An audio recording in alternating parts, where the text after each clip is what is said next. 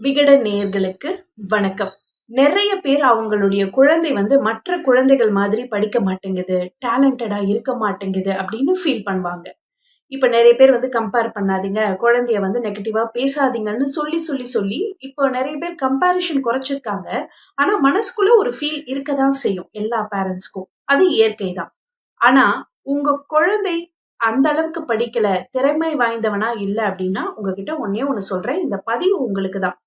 எந்த குழந்தையும் திறமை கம்மியாவோ, திறமை இல்லாதவனாகவோ இந்த உலகத்துல பிறக்கிறதே கிடையாது. ஒரே ஒரு விஷயம் தான். அண்டர்ஸ்டாண்டிங் லெவல்ல, புரிஞ்சுக்கிறதுல, கிராஸ்பிங், அப்புறம் அதை வெளிப்படுத்துற விதத்துல வேணும்னா வேறுபடலாமே தவிர, திறமை இல்லாத ஒரு குழந்தை இந்த உலகத்துல இருக்க வாய்ப்பே இல்லை. சரி, அப்படி ஒரு நிலையில உங்க குழந்தை இருக்கு அப்படின்னா, ஒண்ணே ஒண்ணு மட்டும் பண்ணுங்க. அஃபர்மேஷன் அப்படின்ற விஷயத்த குழந்தைங்களுக்கு இன்ட்ரடியூஸ் பண்ணுங்க. அஃபர்மேஷனா என்னன்னு நான் பல பதிவுகள்ல சொல்லியிருக்கேன். புதுசா நீங்க இந்த பதிவை கேட்கறீங்கன்னா நான் உங்ககிட்ட சொல்லிடுறேன். ஒவ்வொரு மதங்களிலும் ஒரு மந்திரம் இருக்கும். பணம் வர்றதுக்கு ஒரு மந்திரமோ துவாவோ ஏதோ ஒண்ணு இருக்கும். மன்னிப்பு கேட்கறதுக்கு, இல்ல உடல் நலம் சரியாகிறதுக்கு ஏதாவது ஒரு மந்திரங்கள் இருந்துட்டு தான் இருக்கும். அப்போ அந்த விஷயத்த சரிப்படுத்த இந்த மந்திரம் அப்படின்னு நம்ம நினைக்கிறோம் இல்லையா? அதே மாதிரி நம்மளுடைய வாழ்க்கையில நம்ம எங்க லாகிங்கா இருக்கோம், நாமளோ சரி நம்ம குழந்தையோ சரி, அந்த இடத்த நிரப்புறதுக்கு ஒரு பாசிட்டிவ் அஃபர்மேஷன், ஒரு பாசிட்டிவான மந்திரத்தை நாமளே கிரியேட் பண்ணலாம். உதாரணத்துக்கு நான் சிறந்த பாடகி ஆகணும்னு நான் நினைக்கிறேன், இல்ல என் குழந்தை சிறந்த பாடகி ஆகணும்னு நான் நினைக்கிறேன். அப்ப நான் என்ன சொல்லணும்? என் குழந்தை சிறந்த பாடகி, அவ்வளவுதான். இதுதான் அந்த மந்திரம். இததான் அஃபர்மேஷன் அப்படின்னு சொல்றாங்க. நெகட்டிவா எந்த ஒரு விஷயத்தையும் நீங்க திணிக்க கூடாது. நீ எல்லாம் எங்க இருந்து பாட போற, இவ பாடிடுவாளா அப்படின்னு சொல்லக்கூடாது. என் குழந்தை ஒரு சிறந்த பாடகியாக இருக்கிறாள், அவ்வளவுதான், முடிஞ்சு போச்சு. இத ரிப்பீட்டடா சொல்ல சொல்ல சொல்ல சொல்ல உங்க மைண்ட் அக்செப்ட் பண்ணி நீங்க நிஜமாவே ஒரு சிறந்த பாடகி ஆகிறதுக்கான எல்லா சாத்தியக்கூறுகளையும் இந்த பிரபஞ்சம் கொடுக்கும். இப்போ உங்களுக்கு அஃபர்மேஷன் புரிஞ்சு போச்சா? சரி, இந்த அஃபர்மேஷனை உங்க குழந்தைங்களுக்கு நீங்க எப்படி சொல்லி தரணும்? இது பண்ணு, இத சொல்லு, இந்த பிரபஞ்சம் உனக்கு நடத்தி கொடுக்கும் அப்படின்றதுக்கு ஒரு பியூட்டிஃபுல்லான ஒரு எக்ஸ்பிளனேஷனை பேரண்டிங் இன்னசென்ஸ் டு இன்னசென்ஸ் அப்படின்னு சொல்லக்கூடிய ஒரு புத்தகம். ஆர்த்தி ராஜரத்னம் அவர்களும் பிருந்தா ஜெயராமன் அவர்களும், மிகப்பெரிய சைக்காட்ரிஸ்ட், இவங்க ரெண்டு பேரும் ரொம்ப சிம்பிளா குறிப்பிட்டிருக்காங்க இந்த புத்தகத்துல. அதாவது ஒரு ட்ரே எடுத்துக்கோங்க, ஒரு கல்லுப்பு, இந்த பக்கம் நல்ல இரும்பு தூளை வச்சிடுங்க. மேக்னெட்டை எடுத்து அப்படியே அந்த ட்ரே மேல காட்டும் போது கல்லுப்பு வராது, அந்த இரும்பு தூள் தான் மேல வரும். அந்த இரும்பு தூள் அப்படின்றது உங்களுடைய அஃபர்மேஷன்.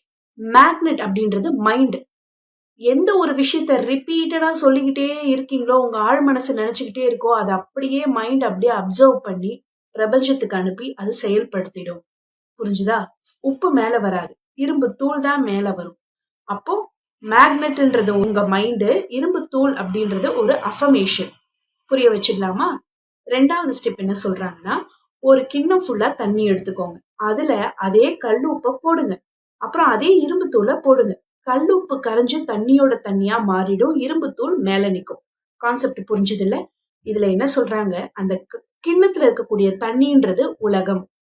கல்லுப்பு கரையிற மாதிரி நெகட்டிவா, அதாவது என்னால முடியுமா, நான்லாம் எங்க இருந்து சாதிக்க போறேன், எனக்கு ரொம்ப பயமா இருக்கு, நான் இவ்வளவு பாடகர்கள் மத்தியில போய் நின்னு பாடிட முடியுமா, இப்படி சிந்தனை இருக்கிறவங்க எல்லாருமே கல்லுப்பு மாதிரி இந்த உலகத்துல கரைஞ்சு காணாம போயிடுவாங்க. அந்த இரும்பு தூள் நிக்கிறவன் யாரு? பாசிட்டிவா நினைக்கிறவன். என்னால முடியும், நான் ஒரு சிறந்த பாடகி அப்படின்னு திரும்ப திரும்ப சொல்லி அந்த சாத்தியத்தை வாங்கி உயர்ந்து நிக்கக்கூடிய அந்த இரும்பு தூள் எல்லாமே பாசிட்டிவ் அஃபர்மேஷன் சொன்னவங்க. மூணாவது ஸ்டெப் ரொம்ப முக்கியமான ஸ்டெப். அதே கிண்ணத்துல, அதே தண்ணியில, அதே இரும்புத்தூள் ஒரு 5-6 நாள் கழிச்சு பாருங்க, துரு பிடிச்சு போயிடும். அதை வெளியில எடுக்கும்போது நீங்க ஒரு விஷயத்த சாதிச்சிட்டீங்க. நான் பெரிய பாடகி ஆயிட்டேன், நேஷனல் அவார்ட்லாம் வாங்கிட்டேன், நிறைய விருதுகள் வாங்கிட்டேன், அதோட நான் நின்னுட்டேன் அப்படின்னா என்னுடைய திறமை துரு பிடிச்சு போயிடும். அப்ப அது துரு பிடிக்காம என்ன பண்ணணும்? கோல்ஸ் அதிகரிச்சுட்டே இருக்கணும். நான் கத்துக்கிட்ட வித்தைய நிறைய குழந்தைகளுக்கு சொல்லித்தரணும். எனக்கு கர்நாடக சங்கீதத்துலதான் நல்ல ஒரு ஒரு ஒரு எனர்ஜி இருக்கு, எனக்கு அதுதான் நல்லா வரும்னா அதை தாண்டி நிறைய கத்துக்கணும். இந்துஸ்தானி, வெஸ்டர்ன், உலகத்துல என்னென்ன மாதிரியான இசைகள் இருக்கோ எல்லாத்தையும் கத்துக்கிட்டு எல்லாத்துலயும் நான் அச்சீவ் பண்ணணும்னு என்னுடைய கோலை விரிச்சுக்கிட்டே போகும்போதுதான் இந்த உலகத்துல நான் இருக்க முடியும். இல்லைன்னா துருப்புடிச்சு போயிடுவேன். நாளைக்கு வேறு ஒரு சிந்தனையுடன் உங்களை சந்திக்கிறேன். அதுவரை சிந்தூரி. இனிமே யாரையும் நெகட்டிவா ஒரு வார்த்தை கூட பேசக்கூடாது. வாழ்க வளமுடன்.